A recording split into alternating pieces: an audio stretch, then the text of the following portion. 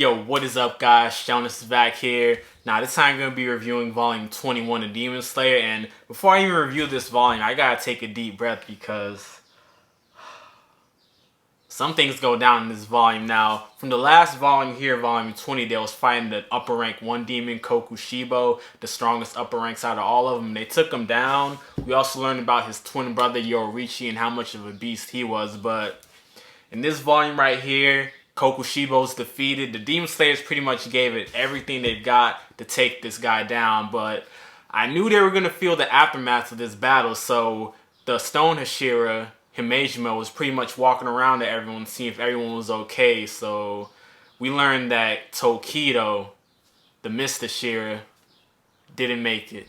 Wow, you're telling me the youngest Hashira, he's younger and smaller than Tanjiro, he took out an upper rank 5 demon by himself. He's the descendant of sun breathing users, so it's like he had the most potential out of all the other current Hashira, and the man is just gone, yo. That's crazy, and you pretty much know someone's gone when they start talking to someone in the afterlife. So he pretty much started talking to his twin brother Yoriichi in the afterlife, and it's pretty cool because Tokito didn't regret how he went out at all, and there was a lot of character development when it came to him. I remember when we first seen him in that Swordsmith arc, the man had pretty much no character, but thanks to Tanjiro, a lot's changed about Tokito, so damn, yo.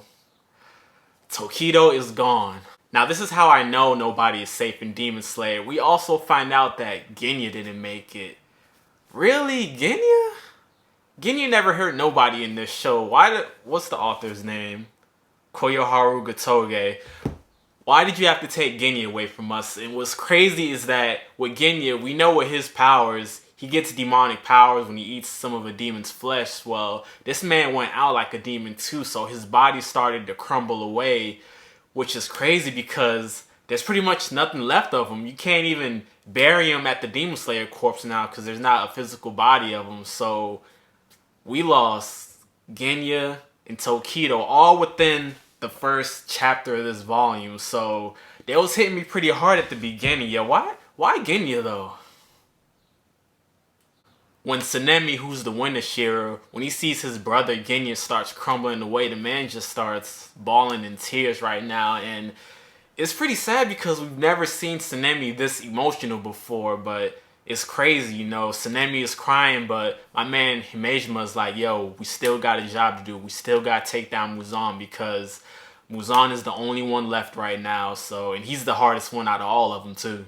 So it pretty much transitions over to Tanjiro and Giyu, who's the Water Hashira. They're running when the Messenger Crow tells them the bad news about Tokito and Genya, and Tanjiro just starts bawling in tears right now. And also it transitions over to a whole bunch of Demon Slayers, a lot of the weaker ones. They're by this big piece of flesh, and we've seen this big piece of flesh a couple of volumes ago, and Tamayo was pretty much analyzing it. Well, all these Demon Slayers thought everything was nice and sweet until this man Muzan just rips out of this big piece of flesh. And they've been looking for Muzan for a while, so he rips up out of this big piece of flesh, and yo, he looks badass. He looks like nobody to play around with. It looks like he got an upgrade because his body is completely different. He doesn't have that Michael Jackson look that he used to have. He pretty much has he looks more like demonic. He has teeth around his body, and he's really strong too. This man just goes on a slaughter and takes out all the Demon Slayers.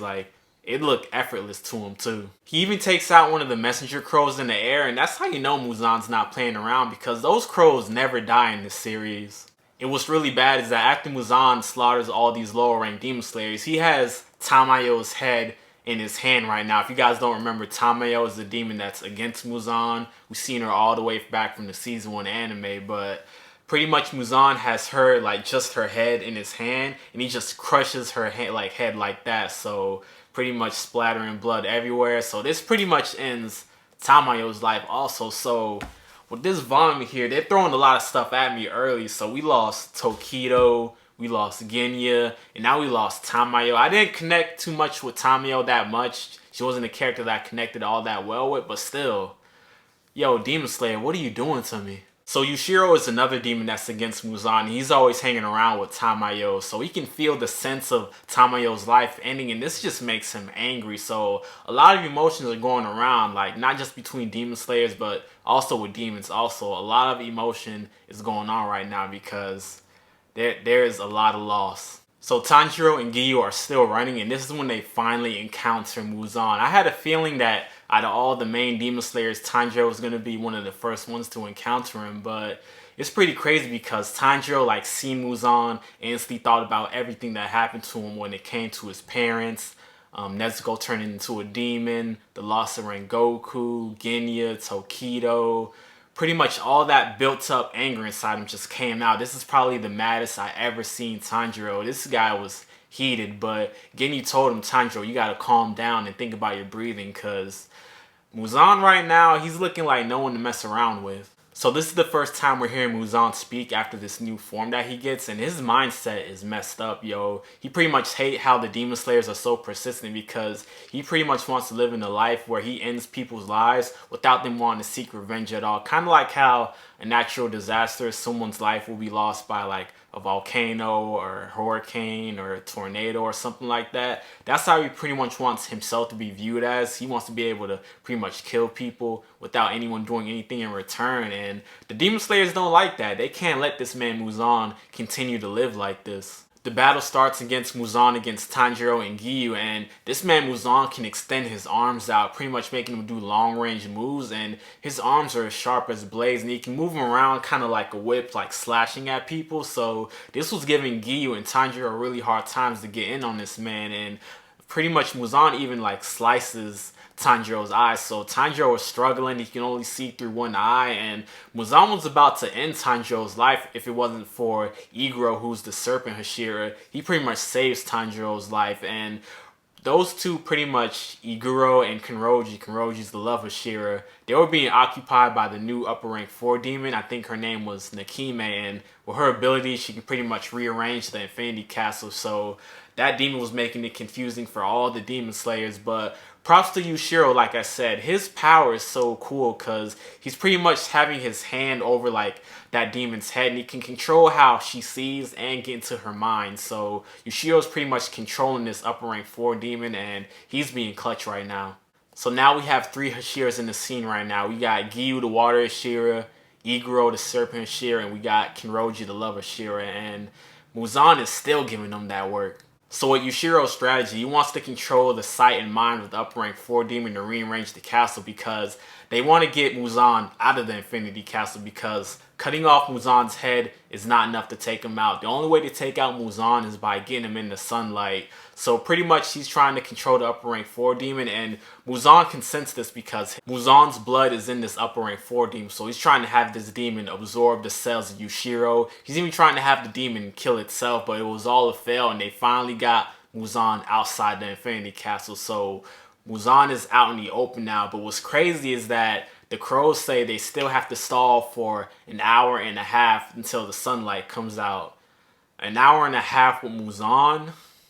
That seems really hard right now. There was a little cute moment where Muzan was about to attack the Hashiras, and then all the weaker Demon Slayers started to come out to try and protect the Hashiras, because the Hashiras are the only ones that are strong enough to even damage Muzan. So pretty much these weaker Demon Slayers are trying to get in the way and like shield the Hashiras, but it was all pretty much useless. Muzan just got into his slaughter mode and just slaughtered most of those weaker Demon Slayers, and it's pretty much crazy now. I want you guys to hear me out. So Muzan took out all of those weaker Demon Slayers, but one thing we learned about his abilities is that with Muzan's attacks, if you don't die instantly from it, this man mixes his blood into his attacks. So like I said, Tanjiro got hit previously. He got cut in the eye right here. So Muzan's blood was in Tanjiro. Now Tanjiro wasn't going to turn into a demon or anything like that, but there's pretty much we learned that if Muzan's cells get into you, that causes like cell destruction in your body and you start to die slowly. So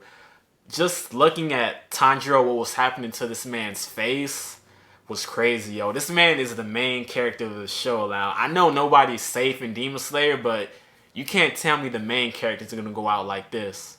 Bro, Tanjiro's face looks so messed up right now, and what's crazy is that Nezuko can kind of sense this in her sleep right now. Remember, she's back with the swordsmith, she's back with Senjiro, who's Rengoku's brother, little brother, and she's also with Uzui, the former sound shearer. So she's with those two, and they're trying to see if the medicine's working on her, but she senses Tanjiro's in danger, so she just gets up and starts running to where the scene is. So Nezuko's about to save the day, hopefully, I think. I'm not sure what's going to happen, but it's crazy. The battle is looking pretty bad for the Ashira right now, but we got Gyome, the Stone Ashira, and Tsunemi, the Wind Ashira. They finally enter the scene. Now, I love how when Gyome comes in ready to fight, this man's always swinging his spike ball around, so I always have faith in Gyome because, like I said, I think he's the strongest Ashira out of all of them. When Gyome's there, I feel slightly safe, but then again, it's Muzan, guys. So Tanjiro is knocked out right now, but while he's knocked out, he's starting to get this memory that was inherited from an ancestor of his, and that ancestor is talking with Yoriichi. So Tanjiro is seeing everything that's going on with this conversation right now, and it pretty much tells us about Yoriichi, everything that we known about this guy. And if you guys didn't see my last volume, this guy's a beast. But pretty much everything we known about him so far, but also how he had a loved one in the past, a girl named Yuta that pretty much he met her when they were young. 10 years later, they got married, and she was going to have his first child. And what's crazy was that when she was going to give birth to his first child, he pretty much went to go find someone to help her give birth. And when he came back, Yuta was killed by a demon. So his loved one gone like that. So Yoriichi pretty much had a rough life, and he just wanted to live and have a normal life, you know, be a family man. But a demon took that away from him. This pretty much gave him the will to become a demon slayer and pretty much teach other demon slayers how to do breathing techniques, because pretty much, like I said, he was the first guy to do, yeah, I think he was the first guy to do breathing techniques, and it's pretty cool because he taught other demon slayers how to do it too. So in this memory, Yoriichi and Muzan confronted each other, and this is when they clashed. This happened pretty much 1,000-ish years ago. So these two fought, and with Yoriichi using this transparent world ability, he's seen through Muzan's body, and this man has 7 hearts and 5 brains. Yo, bro, what kind of body is this? But, you know, Yoriichi still got the best of him. Something about the red nitrine swords, they do something to demons, even Muzan. So Yoriichi was able to slice Muzan with the red nitrine sword, and Muzan wasn't even able to regenerate. So Yoriichi, you're that dude. It's crazy what these red nitrine swords can do to Muzan because, like I said, this man can't regenerate. In this current fight that's going on right now with the Hashiras and Muzan, they tried to slice this man's neck off, and he regenerates so fast that the head doesn't even fall out. It's just, it happens like the instant, like you cut his neck, the instant right there, it will just regenerate right back. So the head can't even fall off. That's how overpowered Muzan is. But back to this memory. Yoriichi takes him out. And Muzan does this move where he pretty much splits his body into 1,800 pieces that just spreads out everywhere. And Yoriichi was able to take out a little bit over 1,500 of these pieces of Muzan. But, you know, some of them got away, enough pieces to reform his head. So that's pretty much how Muzan gets away from that battle. Yoriichi was about to defeat him, but Muzan got away. But I forgot to mention that there was a demon that was with Muzan while they were battling, a demon girl, and she was against Muzan. Like, you can tell that she hated Muzan and was against everything that he stood for. And guess who that demon's name was? That demon was Tamayo. So Tamayo was around since Yoriichi was alive, so she's seen a lot. She's seen all the generations of all these demon slayers come and go, and it's pretty crazy, yo. She has seen a lot. With the final parts of this memory, like I said, Muzan ended up getting away. Tamayo got away also. Yoriichi, his brother, turned into a demon, the upper rank 1 demon, Kokushibo. All this happening, the Demon Slayer Corps pretty much resulted in banishing Yoriichi from the Demon Slayer Corps. So that's crazy. I felt like he was the most valuable person in the Demon Slayer Corps because he taught everyone how to do breathing techniques. So that's crazy how they can just like banish this man like that. That's pretty much where the volume ends. And yo, this volume right here was crazy. Like I said, we lost Tokito, we lost Genya. You didn't have to take Genya away from us, but we lost Genya, we lost Tamayo.